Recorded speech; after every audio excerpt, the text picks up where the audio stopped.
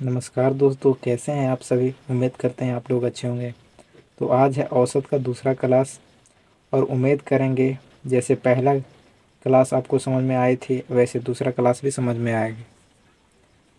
दूसरा क्लास में थोड़ा सा क्वेश्चन जो होंगे वो थोड़ा अप लेवल का क्वेश्चन होगा, तो आप लोग ध्यान से देखिएगा और पढ़िएगा। चलते हैं पहला क्वेश्चन की ओर। ठीक है, पहला क्वेश्चन है 17 संख्याओं का औसत 45 है। ठीक है, उसमें प्रथम 9 संख्याओं का औसत 51 है और अंतिम 9 संख्याओं का औसत 36 है। तो नौवीं संख्या ज्ञात करें। इसमें देखेंगे कि 17 संख्याओं का औसत कितना है। 17 संख्याओं का औसत कितना है अपना, तब कितना है 17 का 45 है। तो इसका पूरा औसत ज्ञात करने के लिए क्या करेंगे, तो 17 में 45 से गुना करेंगे। इसमें गुना करेंगे तो कितना आ जाएगा, 765 आ जाएगा। ये अपना 17 संख्याओं का औसत है। ठीक है, और आगे बोल रहा है उसमें प्रथम 9 संख्याओं का औसत 51 है। ठीक है, उसमें कह रहा है प्रथम प्रथम 9 संख्याओं का। ठीक है, 9 संख्याओं का औसत कितना है, तो 9 संख्या का औसत कितना अपना है, तो इसमें कितना 51 है।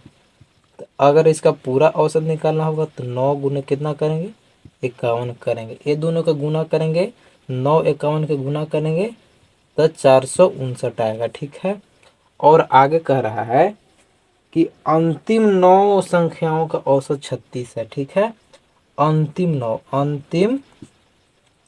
9 संख्याओं का औसत कितना है, 36 है। ठीक है, तब पूरा अंतिम 9 संख्याओं का औसत कितना हो जाएगा, तो कितना हो जाएगा, तो 36 हो जाएगा ना, 36।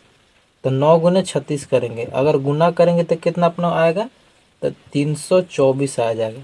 अब देखें कि यहाँ जो है 17 संख्या है। ठीक है, 17 संख्या का औसत अपना कितना आया, इतना आया, 765 आया।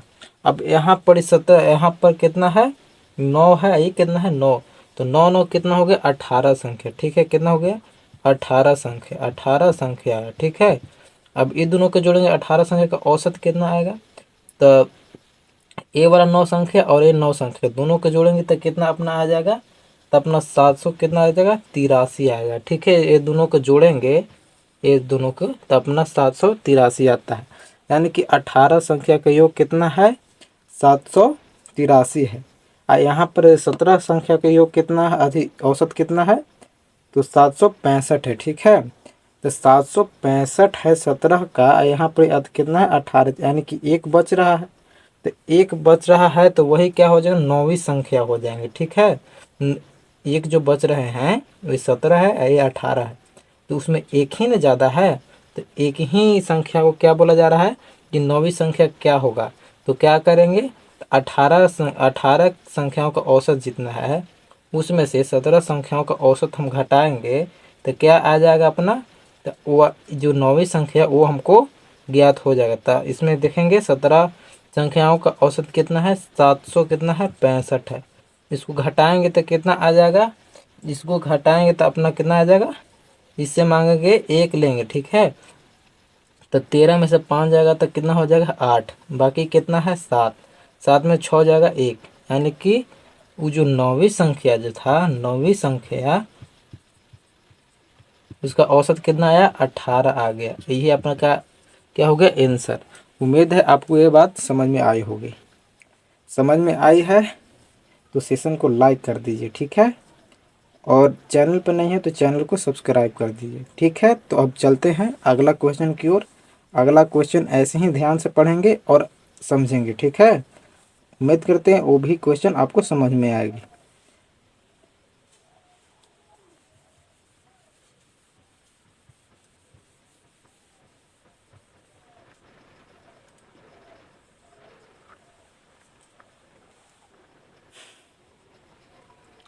तो अगला क्वेश्चन है, एक कक्षा में 24 विद्यार्थी और एक शिक्षक की औसत उम्र कितना है। देखेंगे 24 विद्यार्थी और एक शिक्षक है जिसका उम्र कितना है, उम्र उम्र का औसत लगभग कितना है? तो उम्र का औसत लगभग 16 है, यानी कि स्टूडेंट प्लस क्या है? टीचर। टीचर का औसत उम्र कितना है? 16 वर्ष है, ठीक है। यानी कि इसमें दोनों के मिला कितने व्यक्ति हुए? तो 24 व्यक्ति हैं, ठीक है। क्वेश्चन में जो लिखा है वही है। अब बोल रहा है कि यदि शिक्षक की उम्र को अलग कर दिया जाए तो शेष विद्यार्थी की औसत 1 से कम हो जाता है, ठीक है। तो पूरा यानी कि स्टूडेंट और टीचर का पूरा औसत ज्ञात करेंगे तो 24 गुने कितना करेंगे? 16। इसमें गुना करेंगे तो कितना आपको प्राप्त होगा? तो इसमें 24 गुना 16 करेंगे तो 384, यानी कि टीचर और स्टूडेंट का औसत उम्र कितना है? 384 है, ठीक है। अब क्या कह रहा है क्वेश्चन कि यदि शिक्षक की उम्र को अलग किया जाए, शिक्षक की उम्र को अलग किया जाए तो एक से कम हो जाता है, ठीक है। औसत उम्र 1 से कम हो जाता है, यानी कि इसमें ये जो 24 है तो इसमें तो स्टूडेंट और टीचर दोनों है। इसमें से टीचर के हटाएंगे तो 1 कमेगा ना, तो 1 कमेगा तो कितना हो जाएगा? ये 23 हो जाएगा।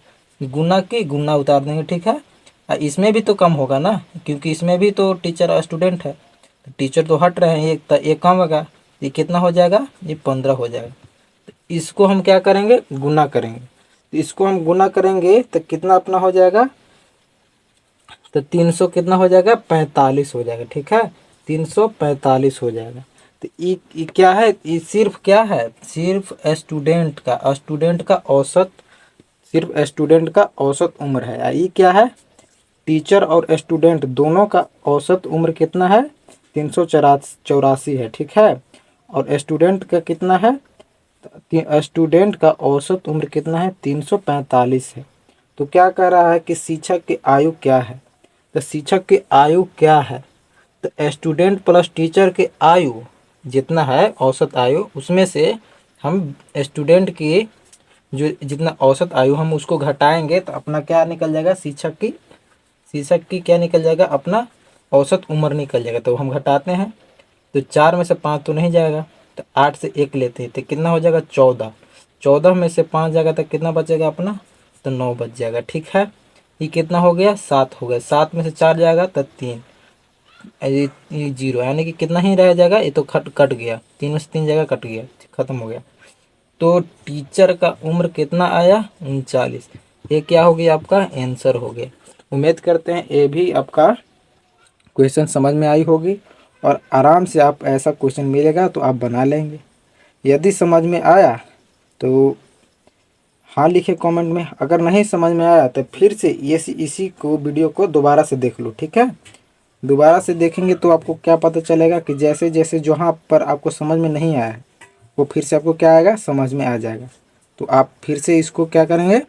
सेशन को देख लेंगे। अगर समझ में आता है तो फिर देखते हैं आगे क्वेश्चन है, ठीक है। आगे का क्वेश्चन हम लोग देखेंगे।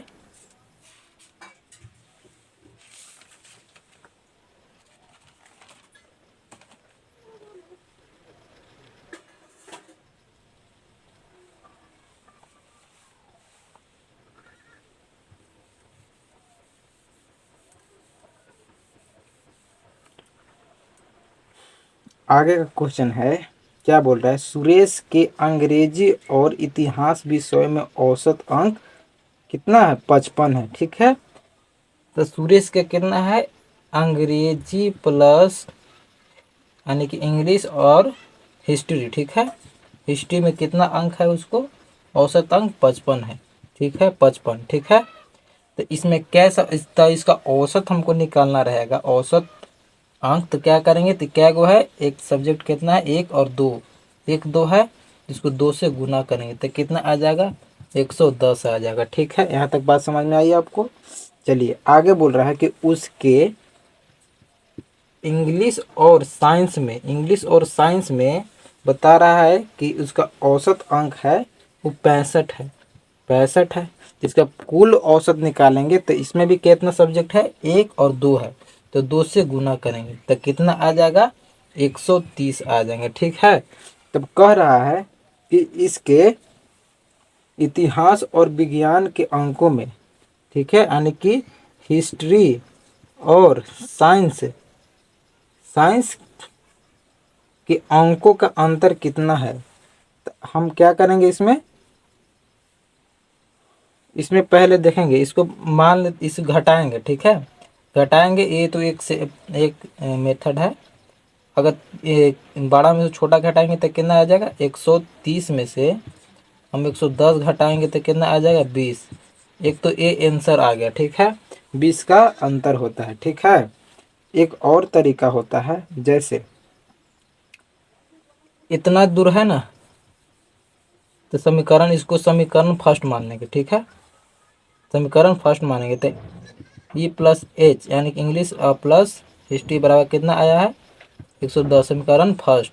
और ये क्या है, इंग्लिश प्लस साइंस बराबर कितना है, 130 है, समीकरण सेकंड, ठीक है। तो अब क्या करेंगे कि हमको हिस्ट्री और क्या है, साइंस में हमको अंतर ज्ञात करना, अंकों के अंतर। तो पहले हम एच के निकलते, एच बराबर क्या आ जाएगा, तो एच इधर क्या है, इसको भेजेंगे, उस साइड भेजेंगे, ठीक है, बात समझ में आ रही है आपको। ई प्लस में इस साइड भेजेंगे तो क्या आज में आ जाएगा, 110, ई क्या में आ जाएगा, माइनस में आ जाएगा, ठीक है, माइनस में आ जाएगा कितना, ई आ जाएगा। समीकरण फर्स्ट से चल रहा है, समीकरण फर्स्ट से, ठीक है। ई तो हमारा एच बराबर ए प्राप्त हुआ, ठीक है। और देखेंगे अब साइंस पूछ रहा है, तो साइंस तो यहाँ है, तो साइंस बराबर ई क्या है, इधर इधर प्लस में उधर जाएगा तो क्या में आ जाएगा, माइनस में आ जाएगा, ठीक है। तो कितना आ जाएगा अपना, तो कितना आ जाएगा यहाँ पर देखेंगे तो माइनस में कितना आ जाएगा, ई आ जाएगा, ठीक है। तो मान लेंगे कि ये समीकरण जो है ये तीसरा है और ये समीकरण क्या है, चौथा है। तो क्या करेंगे कि लिखेंगे समीकरण 4 में, समीकरण 4 में समीकरण 3 को घटाने पर घटाने पर तो देखेंगे कितना है, समीकरण 3 कितने, समीकरण 4 यहाँ है, कितना है, 130 माइनस ई, यही है ना। घटाएंगे, कितना घटाएंगे, समीकरण थर्ड घटाएंगे, कितना है, 110 माइनस ई, ठीक है। इसका चिन्ह बदल देंगे, ठीक है। तो ई प्लस है, ये माइनस, तो माइनस प्लस क्या हो जाएगा, कट जाएगा, ठीक है। 130 में से 10 जाएगा तो कितना बचेगा अपना, 20, यही अंतर आ जाएगा, ठीक है। उम्मीद करते ये भी आपको समझ में आया होगा, ठीक है। अब आगे देखते हैं, आगे का क्वेश्चन देखेंगे, उम्मीद करते वो भी आपको समझ में आएगी।